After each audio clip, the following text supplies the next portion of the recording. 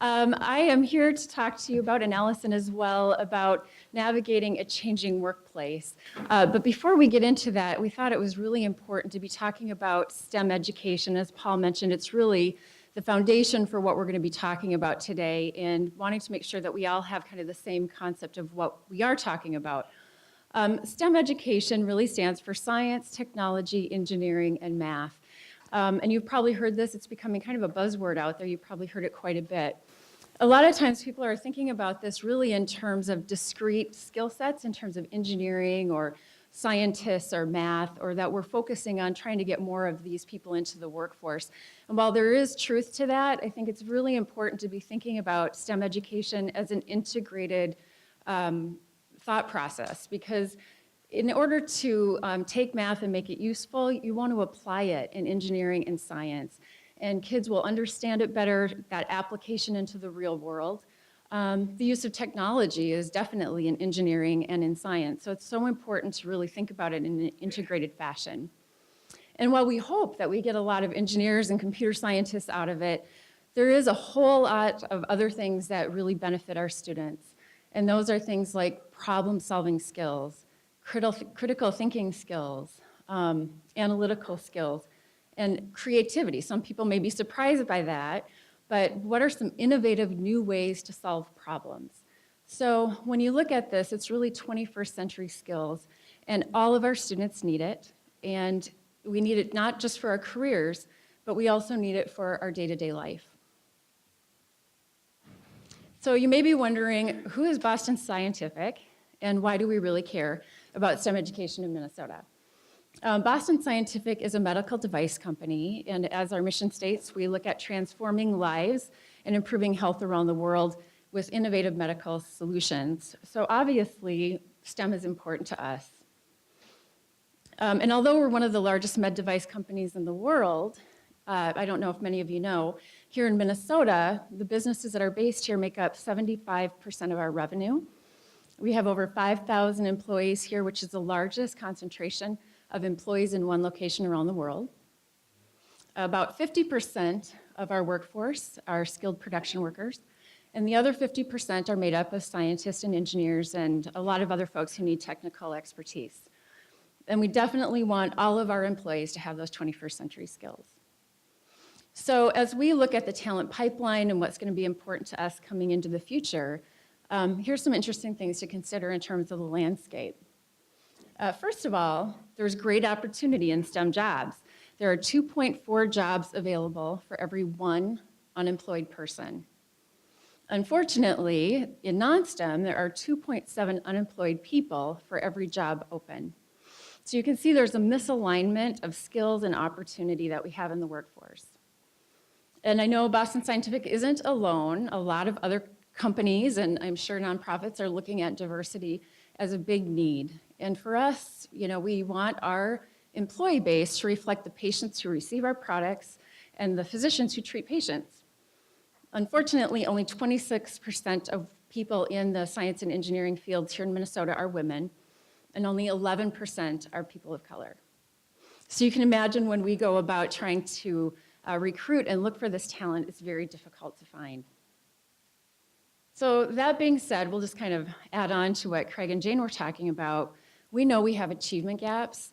Those are not just with students of color in math and science, but all students, and get broader when we look at students of color. We also have aspiration gaps. Unfortunately, even if kids are able and capable, they aren't going into STEM fields. And then as we look into the future, our workforce needs, I don't think we're going to be stopping technology anytime soon. And I think we're going to see just continuous growth. There's projections of growth in jobs around STEM careers. And unfortunately, our gap is widening between what we have in the talent pipeline coming up and what our needs are going to be.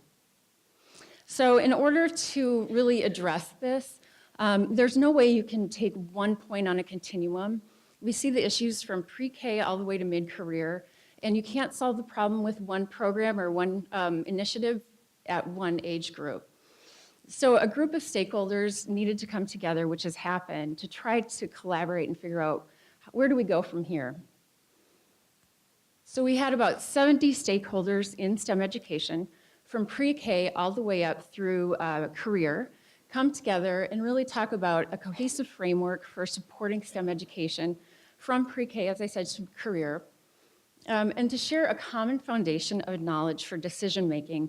And I think Mike Howe had mentioned it earlier that we're not debating about the research. We already have that done, and now we know where we need to go. And our goal is to address the gaps and to really take action. What are we going to do next? And of course, the output is strengthening the STEM workforce and economy, but it's also bright futures for these students who could have incredibly well-paying jobs that are in high demand. So with that, although we had vision and ideas, we definitely needed Compass and Wilder to get us where we needed to go. So Allison. Thank you, Marilee, for that great introduction of what motivated this new STEM section of Minnesota Compass. This homepage is familiar to all of you. This is our Minnesota Compass homepage. With support from Boston Scientific, last October, we launched the new STEM section of Minnesota Compass, which you can access here on our homepage under the education topic area. The purpose of this new STEM section of Minnesota Compass was to help us better understand the state of Minnesota's STEM cradle-to-career continuum and to better target resources along that continuum. And the new site really helps us address key questions that we had about the state of STEM education in Minnesota. How are we faring on key measures related to STEM education and success from early childhood to career? What are the best practices that we're seeing for supporting some of these measures? And are we making progress over time? We're really excited about this new section of the site because it contains this interactive visual. So when you navigate to the STEM section of Minnesota Compass, you'll see this interactive visual that you can click anywhere to get information about anything that you see on this visual. Across the top are the different segments of that continuum that we refer to from early childhood to early and mid-career. The squares in the middle are different themes that reflect sort of what's happening at those different points along the continuum, and you can click on those. And then there are 11 points along the continuum representing the 11 key measures that we're tracking for this STEM section of Minnesota Compass. In addition to what we would traditionally measure when we're looking at STEM education, that is levels of proficiency on certain state standards in, for example, math or science, you'll also see measures like classroom time spent on science instruction, interest in STEM, participation in science activities outside of school, degrees and certificates awarded in STEM, employment in STEM occupations, and occupational projections for STEM employment. So like I said, you can explore the STEM section of the site by clicking on any part of this interactive visual. I'm a data person, so this is the very exciting portion of this presentation where I get to tell you about some of the stories emerging from the data. We know from what Marilee has already told us that STEM education is critical to our future prosperity. What does this new source of data all in one place really tell us about that need? Well, in 2012, in the state of Minnesota, there were almost 455,000 STEM workers. That represents nearly 1 in 5 workers in our current workforce. So it's a large portion of our current workforce. And employment in STEM will continue to grow. In fact, over the next decade, we expect to see about 79,000 new jobs in STEM just over this next decade alone. That represents an anticipated 18% growth in jobs in STEM, which is higher than the overall expected growth among Minnesota's jobs of 13%. And that's only part of the story. We know that the knowledge and skills developed through STEM education are also used in many occupations that we don't traditionally classify as STEM. So we really need to ask ourselves, are we home growing a workforce that is ready to meet these workforce needs that we see in STEM fields and occupations? Remember those 79,000 new job openings we're going to see over the next decade. and the workforce needs that we see in other occupations that require skills developed through STEM education. This is one of the questions we can start to answer with the new STEM section of Minnesota Compass. Our cradle-to-career continuum can help us work backwards to see where we're keeping or losing Minnesota students along that pipeline. So, for example, in 2012, there were nearly 54,000 students graduating from high schools in Minnesota. Here you can see the state of Minnesota with 54 stick figures. So each stick figure is representing 1,000 high school graduates from our state schools. So let's track it backwards. When we consider the proportion of high school graduates who are college ready in math and science, we see that only about 1/3 of our state's high school graduates meet this standard. This means that on this measure of ability alone, we've narrowed our potential pool of homegrown workers considerably. Then when we consider that interest alongside ability, so again, we're tracking backwards, we narrow the pool of high school graduates even further. Here we see that only about 2,000 of our high school graduates each year are college ready in math and science and have an interest in studying STEM in college. When we think about those 79,000 new jobs in STEM that we anticipate seeing over the next decade, and the numerous more job openings that will require the types of skills that we develop through STEM education, the question of whether we're able to home grow the skills necessary to meet workforce needs becomes critical. So I'm going to dig into the two components of this story a bit more, ability and interest, to try to identify potential points of intervention along this continuum. When we think about ability, we have to examine gaps in achievement by race that are pronounced and persistent across this cradle-to-career continuum. Craig and Jane's presentation demonstrated that addressing gaps in achievement by race is critical to our continued economic prosperity. We know we need to be attentive to these gaps, and we know that we need to act on these gaps, not just because they're large, but also because it means that a substantial portion of tomorrow's workforce is not getting the education they need to be the workers that we need tomorrow. And we see these gaps at every point along this continuum. So before the addition of the STEM section of Minnesota Compass provided data on these three key measures: third grade reading, eighth grade math, and on-time high school graduation. And it's clear from these three key measures alone that these gaps are large and persistent, in the range of 27 to 29 percentage points separating students of color and white students.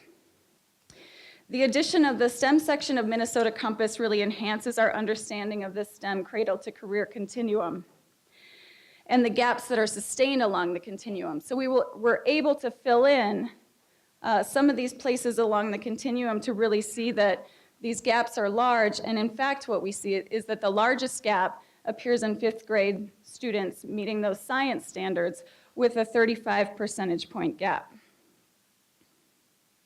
We see a similar pattern in the share of high school graduates who are college ready in math and science, with nearly twice the share of white students meeting that standard compared to students of color. But here's the interesting part about this new STEM section of Minnesota Compass, is it can help us further understand some of these gaps, and it also calls attention to some of the seeming paradoxes we see in the data. For example, we can't necessarily attribute these gaps in achievement to differences in interest. As early as fourth grade, we see that equivalent proportions of students of color and white students are interested in science. I'm going to move you along to eighth grade, so we're working back along the continuum now. In eighth grade, we actually see that a greater share of students of color participate in out-of-school science activities. And then moving along into high school, we see a greater share of students of color are interested in studying STEM once they get to college. So taken together, this means that we're not necessarily harnessing this interest and nurturing this interest in ways that can actually narrow those achievement gaps that we see all along the cradle-to-career continuum. But researchers are creative, imaginative people. We like to think ambitiously. So what if we could close some of those achievement gaps? What would that look like? So let me take you back to this slide that I started with, the 17,000 high school graduates who are college ready in math and science. If we closed gaps by race on this measure of achievement, based on demographic projections for what our high school student population will look like in 2030, we could see an additional 3,000 high school graduates who are college ready in math and science. This is every year. Okay, so every year we would be seeing an additional 3,000 students who are college ready in math and science. It's a number that's attainable year to year, and it's also a number that's impactful. So if we take those 3,000 high school students, multiply them out over a decade, we're looking at an additional 30,000 high school students who are college ready in math and science. That has the potential to get us a long way toward addressing those 79,000 new jobs that we anticipate seeing in STEM in the next decade, and to meet workforce needs for those occupational openings that require skills developed in STEM. And I'm gonna talk a little bit about this interest story a little bit more.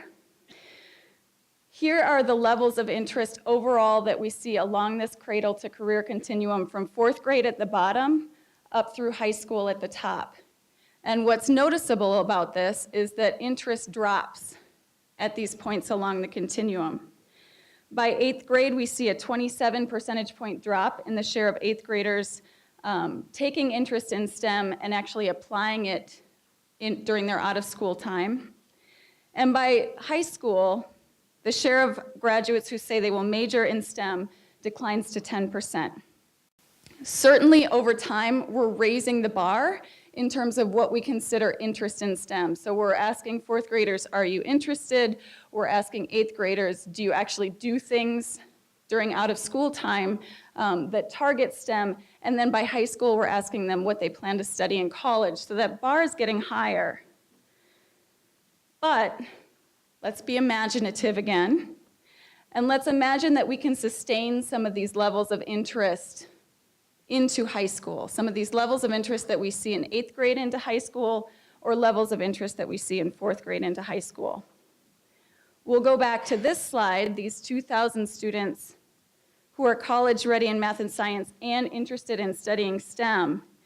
Just at that 8th grade level of interest, 30% of students who are participating in out-of-school activities, if we could sustain that into high school, we would see an additional 14,000 students, or 16,000 total, who are interested in studying STEM.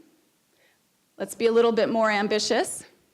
Apply that 57% interest level that we see in 4th grade, and we're going to double that number of students interested in studying STEM. That's a large jump from the original 2,000 that we saw, but it demonstrates the power of thinking ambitiously about generating and maintaining interest in STEM and the types of skills that it develops regardless of occupation over this cradle-to-career continuum. So with that ambition in mind, I'm going to turn it back to Marilee to talk a bit about the tangible uses we've seen of this new STEM section of Minnesota Compass. Thanks, Allison. So as you see, I think we have a lot of opportunity and a lot of ways that we can move forward here.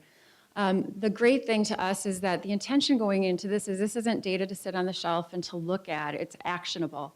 And what's been exciting, it's been available for about 3 months, and at this time we already have a lot of case studies that are going on of how the data is being used.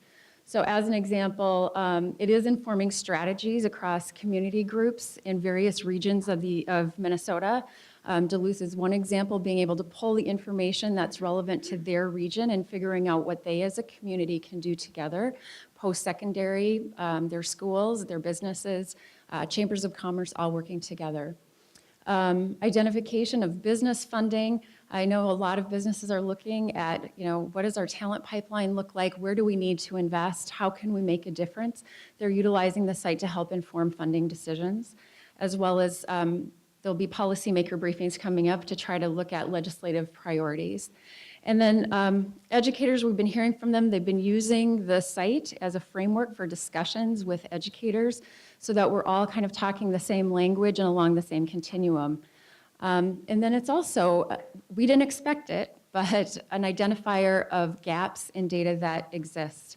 And so just as examples, teacher preparation and performance data, pre-K, out-of-school time data, the impact of integrating curriculum. There's a lot of things that people want to know that there just isn't data that exists for, and now we know what areas we need to address and where we can look to for data. So with that, I'll leave you with just the last visual. This is available on Minnesota Compass, and we just ask you to go out and play with it. Look around. I think you'll find some really interesting information that you can use, and we hope that you make use of it. Thank you.